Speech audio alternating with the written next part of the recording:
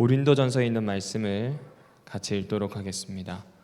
고린도전서 9장 1절, 2절, 그리고 12, 13절 이렇게 4계절을 같이 읽어보겠습니다.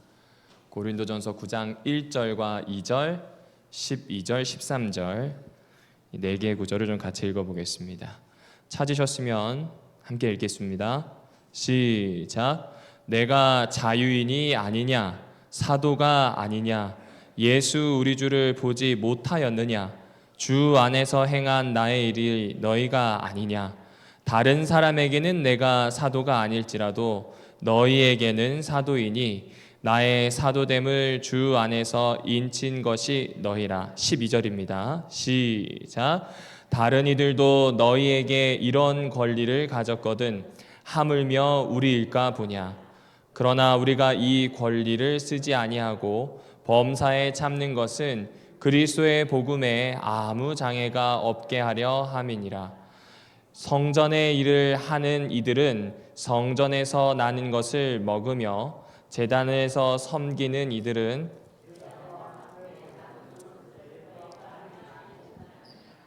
감사합니다. 오늘은 고린도전서 9장에 있는 말씀을 좀 같이 나누려고 합니다. 올해 안에 고린도전서가 끝날 수 있을지는 잘 모르겠습니다. 근데 차근히 읽어가다 보니까 오늘날을 살아가는 그리스도인인 저에게, 그리고 함께 말씀을 나누는 우리 성도님들에게도 한 번쯤은 되새길 수 있는 말씀이 아닌가라는 생각을 해보게 됩니다. 제목은 약자 중심의 논리 혹은 윤리라고 좀 잡아보게 되었습니다. 1절은 이렇게 시작을 하죠. 나는 자유로운 사람이 아닙니까? 그리고 또 나오는 이야기가 나는 사도가 아닙니까? 라는 이야기로 나옵니다.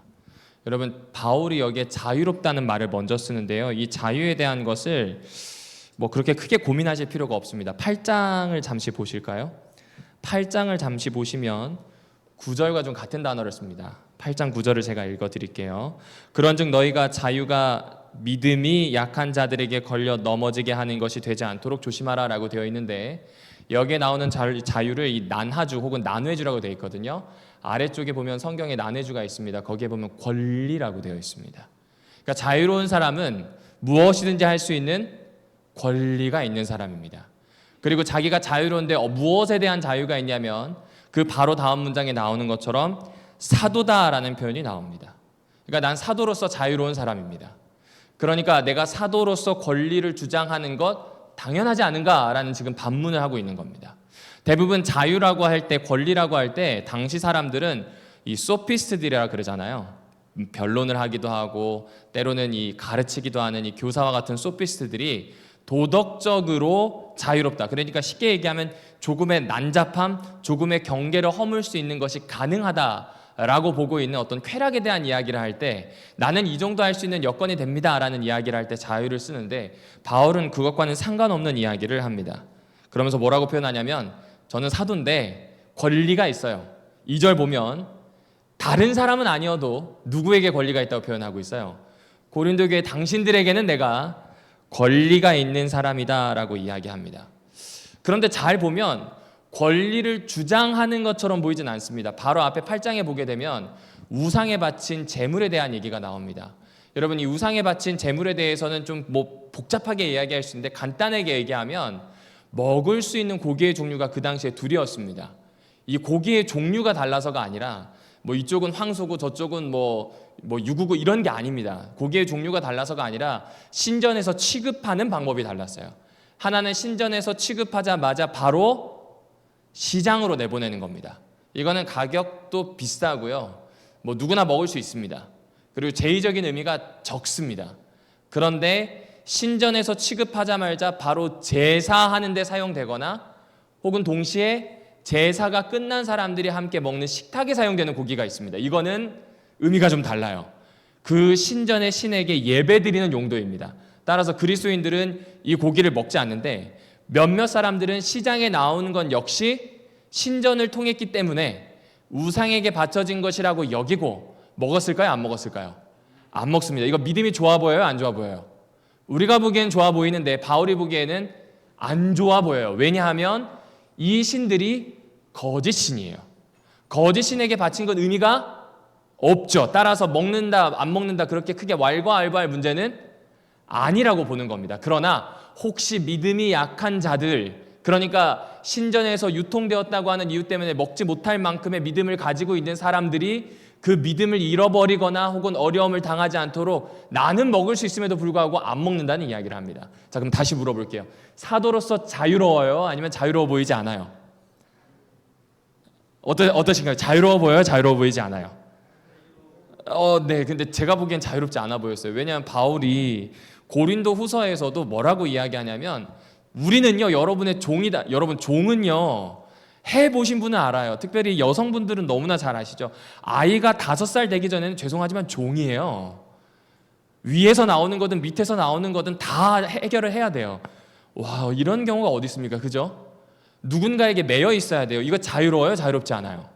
자유롭지 않습니다. 그런데 더 중요한 게 뭐냐면 십자가에서 나온 복음의 일부로 나는 여러분의 종이고, 고린도로 가져오면 여러분의 종이지만 나는 자유로운 사람이고 사도의 권리를 주장할 수 있을 만큼 강력한 사람이다, 뭐 이런 이야기를 하고 있는 겁니다. 여러분, 이상하죠? 자유롭다고 하는데 종이라고 하고, 자유롭다고 하는데 누군가에게 매이는 선택을 자꾸 하는 이 독특한 바울의 이야기가 나오게 됩니다. 사실 9장에 있는 이야기를 처음 읽었을 때는 바울이 자신의 사도됨을 인정받지 못해서 혹은 인정하도록 만들기 위해서 논리적으로 반박하는 것이라고 생각했는데, 행간을 읽어보니까 아니에요. 권리에 대한 이야기를 하고 있는 거예요. 사도되는 권리를 내가 주장할 수 있음에도 불구하고 안 했다는 거예요. 내가 사도다 아니다는 이미 재론의 여지가 없어요. 2절에 나오는 것처럼 분명해요. 딴 사람은 아니어도 당신네 고린도 교회에는 내가 사도예요. 이거는 재론의 여지가 없어요. 그런데 사도로서 내가 자유로운 사람인데 당신들에게 일부러 귀속되어 있음을 알지 못합니까? 라는 이야기를 하는 겁니다. 자유롭다고 함에도 불구하고 정말로 자유롭게 다녀야 되는데 당신들에게 묶여있는 것 이 자체가 자유라고 이야기하는 내 마음을 아십니까? 라는 이야기를 해주고 있는 겁니다. 왜 이런 이야기를 할까요? 곰곰이 생각을 하다가 오늘 반복될 이야기인데 이 이야기인 것 같아요. 같이 좀 읽어주실까요? 시작. 사도의 권위를 포기하는 행위가 아니라 그 권위를 활용하는 새로운 방식. 무슨 말씀인지 이해되시죠? 제가 보기에는 포기하는 것처럼 보였어요.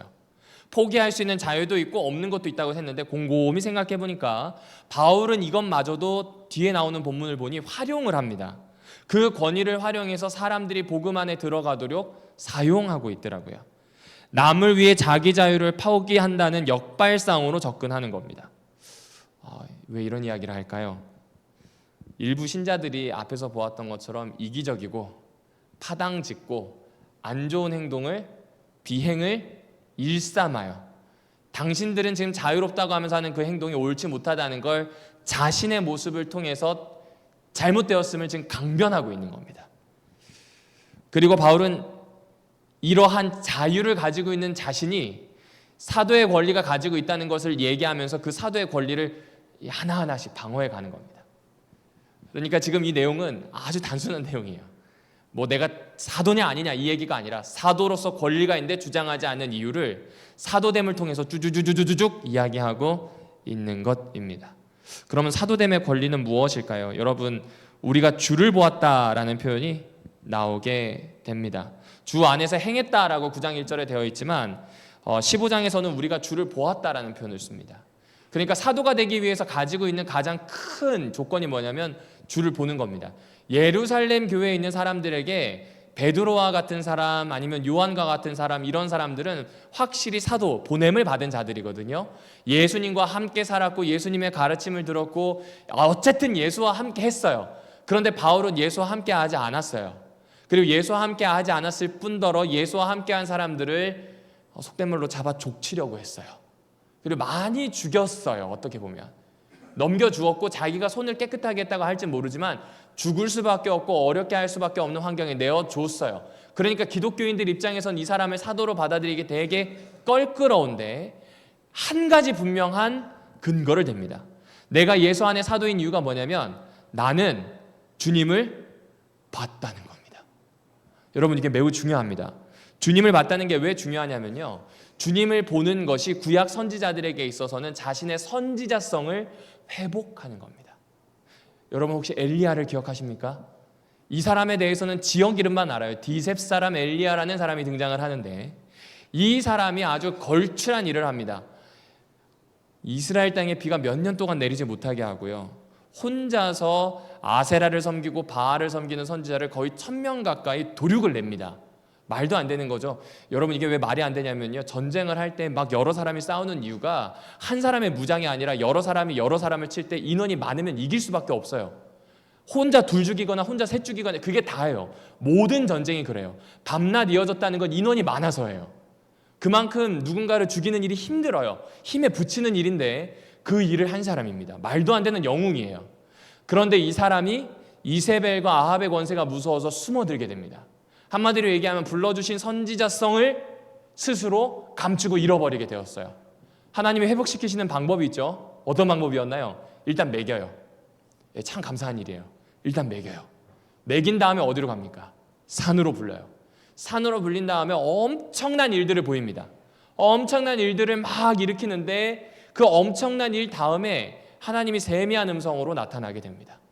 그리고 이 사람이 자신의 선지자성을 회복하자마자 바로 어디로 가냐면 한 왕을, 특별히 이방의 왕을 세우기 위해서, 그가 왕으로 섰다는 걸 공표하기 위해서, 다른 말로 하면 선지자성을 회복하여 그 일을 하기 위해서 떠나게 됩니다.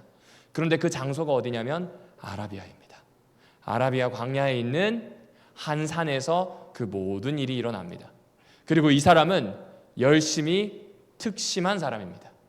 이게 이스라엘 사람들이 가지고 있는 선지자, 하나님이 보내신 사람, 신약으로 치자면 사도라고 하는 정신을 어느 정도 함축하고 있는 겁니다. 그런데 나중에 성경 한번 읽어보십시오. 사도행전과 갈라디아서에서는 바울이 부르심을 받는 장면이 나와요. 그런데 그 부르심을 받는 장면이 사도행전과 갈라디아서에 완전히 다르게 나옵니다. 제가 주목하고 싶은 건 이 설명이 길기 때문에 갈라디아서 장면입니다. 갈라디아서 장면에는 이 바울을 부른 예수 그리스도께서 이를 아라비아 광야에서 3년 정도 있도록 했다는 표현이 나오고요, 그 다음에 이 사람이 어디로 가냐면 이 수리아 안디옥 교회로 올라가게 됩니다. 그리고 이 사람을 뭐라고 표현하냐면 열심히 특심한 사람으로 표현을 합니다. 지금 누구와 겹쳐지게 만들고 싶은 거예요? 엘리야와 겹쳐지게 만들고 싶은 거예요. 엘리야와 겹쳐지게 열심히 특심이어서 자기 나름대로 최선을 다했어요. 그러다가 완전히 사람이 나락으로 떨어졌어요. 그런데 아라비아 광야 한 산에 들어가서 하나님을 만났던 것처럼 아라비아 광야에 들어가서 3년 반 동안 성경을 연구하면서 예수를 발견하게 되고 그 즉시 선지자성을 회복하여 새로운 왕을 세웠던 엘리야처럼 이제는 수리아 안디옥이라고 하는 그 교회로 가서 그리스도인들에게 나타나 예수의 보낸 사람으로서의 직무를 수행한다는 이야기를 하는 겁니다. 그러니까 자기가 가지고 있는 사도성을 구약에 있는 엘리야를 통해서 세우고 있는 장면이 갈라디아서의 편집의 의도입니다. 그런 편집의 의도를 가지고 볼까요? 바울은요, 예수와 함께 동행한 것만큼이나 예수를 만나서 바뀌는 것이 얼마나 중요한지를 강조하고 있는 거예요. 예수를 만나서 바뀌는 것만큼이나 예수와 함께한 것도 중요하다고 볼 수 있다는 거예요. 그 이야기를 당시에 있었던 그리스도인들에게, 그는 오늘 우리에게도 지금 똑같이 해주고 있는 것입니다. 그리고 이 사람은 여기서 그치지 않아요. 자신이 가지고 있는 사도성을 한 번 더 이야기합니다. 나중에 고린도후서 12장 12절을 보세요. 열매에 대한 이야기를 해요. 만약 예수가 보내지 않았다면 내가 이런 일을 할 수 있었는지에 대한 반문을 합니다. 그러니까 자신에 대한 사도성 위에 자유롭게 권리를 얘기할 수 있음에도 불구하고 다 포기하고 사람들에게 예속되어서 사람들을 생각하고 오로지 그 사람에게 맞춰서 복음을 전했다는 이야기를 하고 있는 겁니다. 나는 사도인데 권위가 있지만 행사하지 않았다는 부분에 집중을 합니다. 자, 그럼 이 설명을 듣고 한번 본문을 보실까요? 고린도전서 9장 6절에서 7절입니다. 앞에 있는 글씨를 한번 같이 읽어보겠습니다. 시작.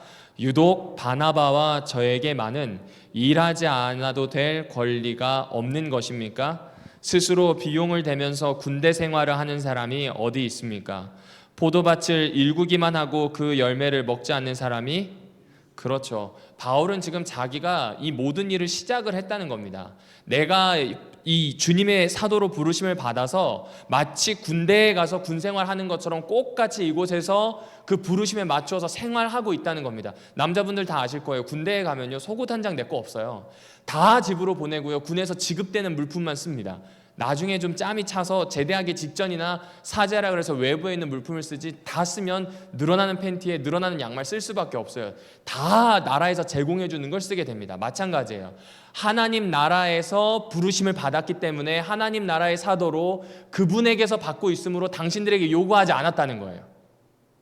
당연히 내가 사례를 받을 수 있고 당연히 선물을 받을 수, 당연히 할 수 있는 것들인데 그거 하나도 요구하지 않고 자비랑 내 스스로 돈을 벌어 당신들에게 봉사했다는 겁니다. 왜냐하면 이 사람들의 생각에는 신전에 살고 있는 사제들이나 돈 안 벌고 신전에 있는 재산으로 먹지, 교회라고 하는 것 자체를 옛날에 신전이나 성소로 보지 못했기 때문에 그래요.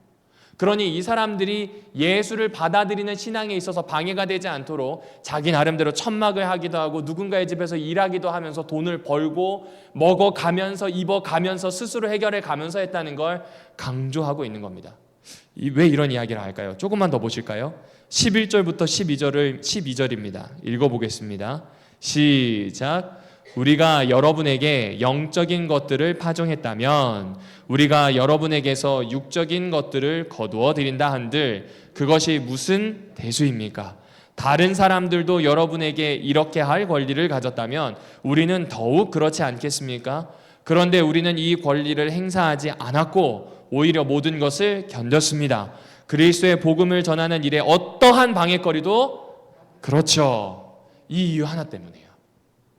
내가 지금 권리를 다 포기하고 내가 받을 수 있는 것 다 포기하고 이곳에서 정말 죽도록 고생하면서 파종하고 열매를 거두어 들이듯 일한 이유가 여기 있다는 겁니다. 그런데 왜 당신들은 아무것도 한 것 없으면서 이러한 파종을 할 때 아무것도 도운 것도 없고 하나님으로부터 보내심을 받았다는 것에 대한 생각 자체도 하지 않으면서 주장하고 있냐는 겁니다. 당신들의 그룹이 아무리 잘났다 하더라도 이 그룹은 하나님이 만드신 그룹이에요. 그런데 왜 그렇게 함부로 누군가에 대해서, 왜 그렇게 함부로 자기 것에 대해서 주장하는지에 대해 묻고 있는 겁니다. 여러분, 이러한 논증을 고린도 사람들이 들으면 마음이 어땠을까요? 네, 말을 못했을 것 같아요. 마치 엄마 아빠가 그런 이야기 있잖아요. 정말 고생해서 아이를 키웠는데 애가 삐딱하게 가면 내가 너를 어떻게 키웠는데 라고 하는 이야기를 너무 어리고 사춘기일 때는 뭐래? 막 이러면서 화를 내지만 대학 정도 되면 내가 너를 어떻게 키웠는데 라고 하면 어떻게 해요? 아무 말을 못 하잖아요. 알잖아요. 무엇을 한지 알고 있는 거잖아요. 지금 똑같은 걸 요청하는 것 같아요. 바울이 하고자 하는 방점이 여기 찍혀 있습니다. 같이 읽어볼까요? 시작. 그런데도 우리는 이 권리를, 그렇죠, 복음을 전하고자 하는 뚜렷한 목적이 있기 때문에 사도로서의 권리를 주장하지 않았다는 겁니다. 사실은 이미 여기에서도 생길 수 있는 메시지가 참 여러 가지고 적용할 수 있는 게 다양한 것 같은데 저는 여기에서 오늘 딱 한 가지를 보려고 그래요. 다시 말씀드리지만 권위를 포기했다는 것에 중심을 두는 것이 아니라 이 권위를 포기하는 걸 통해서 활용하는 바울의 방식입니다. 교회가 직면하고 있는 다양한 문제들, 한마디로 교만이라고 하는 거대한 땅덩어리 위에 세워져 있는 말도 안 되는 탑들이 세워져 있는데 이것에 대한 바울의 신학적인 대답입니다. 바울의 신학적인 대답은 단순했어요. 구원은 누구를 통해서 얻어요? 예수님을요. 그리고 우리는 어디를 보고 살아야 돼요? 하나님 나라요. 이 모든 것은 우리의 공로가 아니라 누구의 공로예요? 그렇죠, 그 이야기예요. 이걸 디아포라라고 부릅니다. 조금 어렵죠. 디아포라는 안 바뀌는 거예요. 그냥 절대 법칙과 같은 겁니다. 그런데 이게 아디아포라라고 해서 A만 붙이면 절대적이지 않다라는 뜻이 됩니다. 그런데 이게 절대적이지 않으니 무너지는 게 아니라 지혜라는 뜻이 됩니다. 지혜는 절대적인 것을 생활에 맞춰서 해석하고 바꾸는 겁니다. 아무리 명확한 것이 있다 하더라도, 명확한 원칙이 있다 하더라도 삶에 적용되지 않으면 이것이 쓸모가 없다고 보았던 거예요. 그래서 아디아포라라고 그래서 이거를 이제 이 세상에 맞도록 바꾸는 겁니다.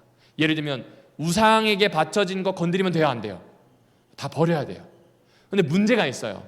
고린도 지역에 나오는 모든 고기는 신전에 어쨌든 들어갔다 나와야 돼요. 근데 이걸 들어갔다 나오는 이 고기를 옛날부터 계속 먹어왔던 사람들이, 그리고 그 문화 자체가 이것에 대해서 아무런 경각심이 없는 그런 문화에서, 마치 우리나라 사람들이 김치 없으면 안 되는 것과 같은 그 소울푸드가 앞에 있는데 이거를 두고 무조건 원칙을 세워서 이게 아니라는 거죠. 그게 아니라 우리가 음식을 가리되 이 고기를 먹고 안 먹고를 따질 때 지혜롭게 하자는 겁니다. 먹을 수 있어요. 그러나 믿음이 약한 형제 앞에서는 하지 말자는 나름의 고린도 안에서의 원칙을 세우게 됩니다. 이게 뭐 고린도 안에서 세웠으니까 다 그렇게 하라는 게 아니라 고린도에 맞춘 겁니다. 고린도에 맞춘 겁니다. 이 굉장한 지혜죠.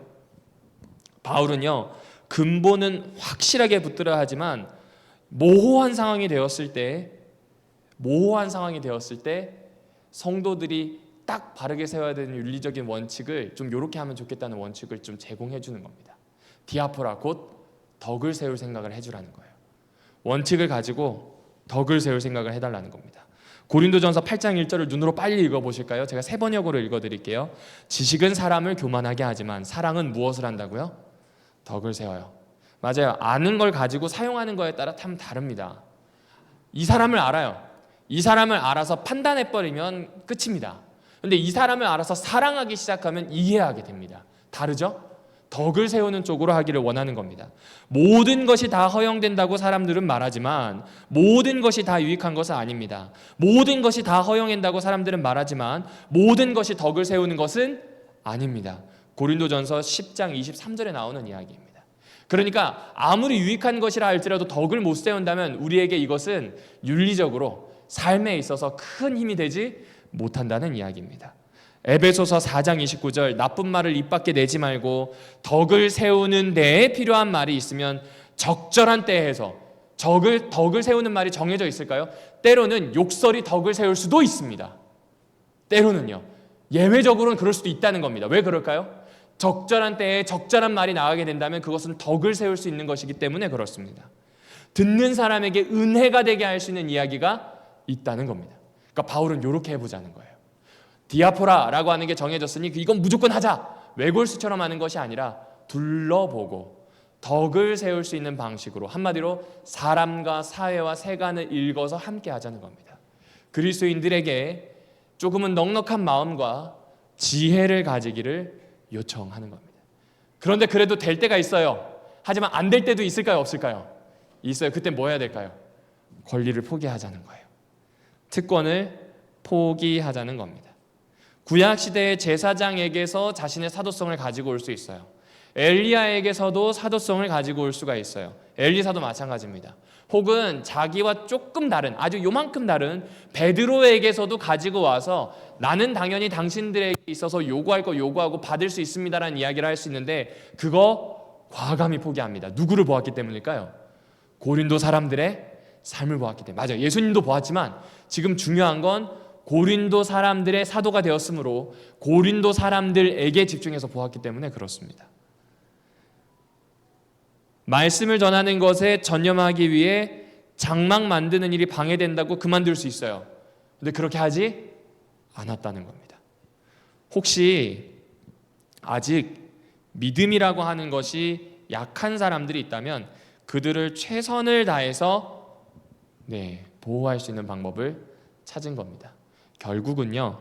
결국은 사람을 바라보는 시선에 대한 이야기입니다. 결국은 사람을 바라보는 시선에 대한 이야기입니다. 와이프가 저랑 대화할 때 좀 그런 얘기 그만했으면 좋겠다 하는 이야기 중에 하나가 만약에라는 표현을 쓸 때입니다. 만약에라는 표현을 쓰는데 제가 뭐라고 했냐면 만약에 내가 목사를 안 하면 뭐 하고 있을까라는 얘기를 해봤어요. 목회직이 힘들다 그런 이야기가 아니라 그냥 상상을 해본 겁니다. 그렇잖아요. 내가 엄마가 아니라 그냥 커리어를 가지고 있는 여성으로 지금까지 나이가 들었다면 뭐 이런 생각을 해볼 수 있는 것처럼 말입니다. 그런데 그런 생각을 해보게 되면 상상의 나라를 펼치게 되는 근본적인 원인이 뭐냐면 이 일 자체의 무게감을 알기 때문인 것 같아요. 내가 하고 있는 일의 무게감을 너무나 잘 알기 때문에 조금은 그 무게감에서 벗어날 수 있는 상상을 적어도 내 머릿속에서는 자유롭게 해보는 것 아닐까요? 무게감과 그 존재감을 아는 거예요. 그런데 잘 생각해보면 사람들 앞에 뭔가 말해야 되는 입장이 되셨다고 한번 해볼게요. 목사든 뭐 집사든 뭐 좋습니다. 직업에서 뭐든 좋습니다. 어떤 것을 말해야 되는 입장이 되었는데 할 말이 있으면 좋은데 없어요. 근데 하래요. 어떠실까요? 쉽지 않습니다. 쉽지 않습니다. 게다가 만약 해야 되는 말이 사람들이 들었을 때 달갑지 않을 가능성이 매우 높아요. 하고 싶어요? 안 하고 싶어요? 굳이 내가 총대를 맬 필요가 있을까요? 없을까요? 막 그런 생각이 듭니다. 이게 단순히 말하는 것만 그럴까요? 행동도 그렇고요. 내가 가지고 있는 직무에서도 그런 경우들이 생각보다 많습니다. 어쩌면 그래서 바울이 썼던 표현이 이거 같아요. 마지못해서. 9장에 읽어보시면 전 마지못해서, 쉽게 얘기하면 내가 사도가 된 것 자체가 선택해서가 아니라 마지못해서 된 거예요. 마지못해서 되었다고 하는 것을 어떻게 보면 번역을 잘한 것 같은데 제가 헬라어를 사역을 해보니까 사실은 이 뜻이에요. 하나님이 주도하시다 보니 마치 하나님이라고 하는 주인에게 뚜레가 뚫려있는 소처럼 끌려가고 있는 사도의 모습이에요. 그분의 은혜와 그분의 살아계신과 존재감이 나를 너무나 압도하기 때문에 따라갈 수밖에 없어서 한 행동이에요. 그래서 나는 그 사도에 대한 권리를 주장할 수도 있음에도 불구하고 그건 포기하고 그냥 따라가는 데만 집중하기로 했다는 겁니다. 그러니까 바울의 삶은 오늘날을 살아가는 그리스도인들에게 새로운 표준을 제시해 주는 것 같아요. 자발적으로 내 거, 잉여를 챙길 수 있는 걸 포기하는 것, 이웃을 향한 사랑을 가장 선명하게 드러내는 것, 이것이 지금 바울의 모습인 것 같습니다. 그러니까 이 사도됨에 대해서 자기 막 주장하는 게 아니라 내가 사도될 수밖에 없는 이유와 사도가 되었음에도 불구하고 왜 권리를 포기할 수밖에 없는 이야기를 딱 한마디로 요약하는 거예요. 너 때문이에요. 너 때문에. 네가 있기 때문에 나 이거 할 수 있었다는 거예요. 너를 사랑했기 때문에. 정확히 표현하면 하나님이 주도하셔서 너를 사랑하도록 이끌어 주셨기 때문에 가능했다는 고백을 하고 있는 것입니다. 여러분, 이 한국 기독교 연구소에서 한국 기독교의 역사에 보게 되면 이 스트랜튼이라고 하는 의사 선생님에 대한 이야기가 좀 실려 있습니다. 아시는 것처럼 스트랜튼이라고 하는 분은 우리나라에 건너왔던 최초의 의료 선교사로 현재 기록에서는 그렇게 되어 있습니다. 이분이 넘어와서 지금 종로에 있는 정동에다가 병원을 세웠고요. 본래는 미국 영사관의 주치의였어요. 그러니까 사실상 한국에 와서도 좋은 생활을 할 수 있는 모든 게 갖춰졌습니다. 동시에 자기보다 조금 먼저 와서 잠깐 하다간 알렌이라고 하는 사람의 뒤를 이어서 광해원에 들어갔고요. 이 광해원은 나중에 제중원이 되고요. 이 제중원이 나중에 미국인 사업가 세브란스 때문에 세브란스 병원으로 이름이 바뀌게 되죠. 그런데 이 사람은요, 그 병원에서 1년도 채 있지 않고 이 서울 외곽, 당시에는 이 한양이라고 하는 것이 굉장히 좁았잖아요. 서울 외곽이니까 우리로 보면 강북 어느 지역이에요. 그 지역에 가서 시병원이라고 하는 이 병원 안으로 들어가게 됩니다. 그런데 시병원에 갔더니 풍토병에 걸려 있는 여인이 최초의 환자였어요. 제일 먼저 온 환자예요. 그런데 그 여인을 봤더니 말이 아니에요. 그냥 내팽겨쳐서 버려져 있는 극빈자일 뿐이에요. 그래서 이 사람들에 대한 기록을 쭉쭉쭉 남긴 것을 한국 이 기독교 역사연구소에서 모아가지고 책을 낸 건데, 거기에 이런 귀절이 있더라고요. 우리가 상대에서 일한 사람들은 거의 어떤 사람들이라고요? 극빈자입니다. 종종 버림받은 자들이나 돌봐줘야 하는 사람, 만약에 이 사람이 몸을 치료하는 동안 병원에 있으면 사실상은 아무런 생계가 되지 않아서 내가 돈을 주면서 치료해야 되는 사람이었다는 겁니다. 그런데 이 스트랜튼이라고 하는 사람을 좀 쫓아가 봤거든요. 이 사람 미국에 있었으면 성공했어요. 예일대학교 출신이에요. 그리고 나중에 의과대학을 아주 좋은 성적으로 졸업을 합니다. 의사 면허를 따서요, 오하이오주에 개원을 했습니다. 대단하죠? 거기에 있었으면 잘 살았어요. 그냥 나중에 여행으로 극동지방에 있는, 그들 입장에서 극동이죠, 우리가 극동지방에 있는 조선으로 놀러 왔을지도 모르겠어요. 그런데 그거 다 포기하고 왔어요. 왜 그랬을까요? 조선에 의사가 필요하다라는 말을 듣고 오게 됩니다. 그의 아내를 스트랜튼 대부인이라고 부릅니다. 여러분, 대부인은 이 사대부가 중에서도 높은 지위에 있고 명망에 있는 사람을 옛날부터 대부인이라고 불렀거든요. 그 대부인이 무엇을 만드냐면요, 여기에 나오는 것처럼 보구여관이라고 하는 걸 만들게 됩니다. 봤더니 여성들을 위한 병원이 있어야 되겠다 싶어가지고 미국에다 요청을 해서 여차저차해서 결국에 1887년 10월쯤에 하워드라고 하는 의사가 와서 보구여관을 세우게 됩니다. 이 병원이 나중에 뭐가 되냐면 지금 이대 목동병원입니다. 이대 목동병원의 전신이고요. 이즈음해서 이화여고라든지 이런 게 막 생기게 됩니다. 여성들을 교육시키고 치료하고 이런 것들이 생기게 돼요. 그런데 와서 고생을 많이 했을까요? 적게 했을까요? 많이 합니다. 가족들 다 죽어요. 자기 혼자 살아요. 그것도 자기 혼자 풍토병을 견뎌서 산 거지 가족들 다 죽었어요. 얻은 게 많습니까? 잃은 게 더 많습니까? 잃은 게 더 많죠. 잃은 게 더 많죠. 연무웅 씨라고 하는 분이 이런 글을 좀 남겼습니다. 한국의 현대시에서 서양 문물이 들어오게 되면서 우리에게 좋았던 점에 대해서 이야기를 합니다. 미리 말씀드리면 4대에 대한 의미가 아니라 역사에 대한 평가입니다. 이렇게 되어 있습니다. 신구 기독교, 가톨릭이라든지 개신교죠. 신구 기독교가 한국 사회 근대화 과정에서 중요한 매개 역할을 하게 됨에 따라 성경 번역과 우리말 찬송가의 보급은 한국인의 언어적, 정서적인 재구조화에 있어 선도적인 역할을 했다. 참 희한하죠? 성경이 번역되면 그 나라 문학이 발달해요. 특별히 현대문학이 그래요. 그러니까 선교사들이 와서 자기가 가지고 있는 권리 다 포기하고 들어와서 봉사를 했더니 조선이 살았네요. 그리고 조선이 어떻게 저떻게 해가지고 결국에는 지금 2023년에 우리의 전신이 되어줬어요. 누군가가 자기의 권리를 포기했을 때 일어나게 됩니다. 일어나는 일입니다. 그래서 제목을 약자 중심의 윤리라고 정하였습니다. 사랑하는 오남교회 성도 여러분들이시여, 우리의 윤리가 약자 중심의 윤리였으면 좋겠습니다. 사도의 부르심이 약자 중심이라고 하는 그 바울의 이야기가 역사 안에서도 여전히 있거든요. 여러분을 집사로, 장로로, 무엇보다 재림교인으로 부른 건 사실상 약자 중심의 윤리인 것 같습니다. 그리고 사실 말씀드리면서도 감동을 주시는 성도들이 생각납니다. 누군가의 음식을 챙기거나 누군가를 챙기시는 그 모습을 뵐 때마다 제가 표현을 잘 못하거든요. 와, 이걸 하고 싶은데 이게 잘 안 나와요. 그런데 그때마다 많이 배웁니다. 가지고 계신 그 마음과 가지고 계신 그 사역들을 더욱 펼쳐가셨으면 좋겠습니다. 교회는요, 번듯한 건물이 교회가 아닌 것 같아요. 교회는요, 막대한 양의 헌금이 교회가 아닌 것 같아요. 교회는 지역사회에 엄청나게 끼치는 권력이나 힘이 교회가 아닌 것 같아요. 교회는 약자 중심의 윤리를 가지고 있는 공동체가 교회인 것 같아요. 고린도 전설을 통해서 이야기해주는 이 바울의 이야기가 새삼오늘 우리에게 다가오는 것 같습니다. 다시 2023년을 좀 돌아보실까요? 양극화가 되었습니다. 경제적으로도요. 그리고 세대 간의 갈등도 엄청납니다. 그렇죠? 사실 다 여기 세대가 모여 살지만 이해할 만큼만 주고받고 있잖아요. 조금만 더 깊어지면 뭐 내 아들, 딸 싸우는 것과 비슷하게 될 수도 있다는 겁니다. 이게 한국 사회의 어쩔 수 없는 모습입니다.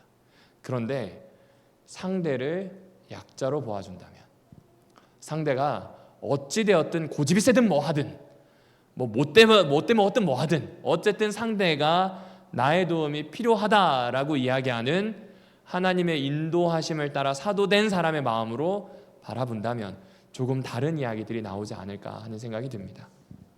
어느 때보다 한국 안에서의 교회의 힘이 약해지고 있는 이때에 약자 중심의 이 윤리라고 하는 가장 기초가 되는 이 일에, 또 이 정신에 오늘 마음을 드리고 기도하고 삶으로 살아내기를 바라며 말씀을 드리도록 하겠습니다. 기도 제목을 띄워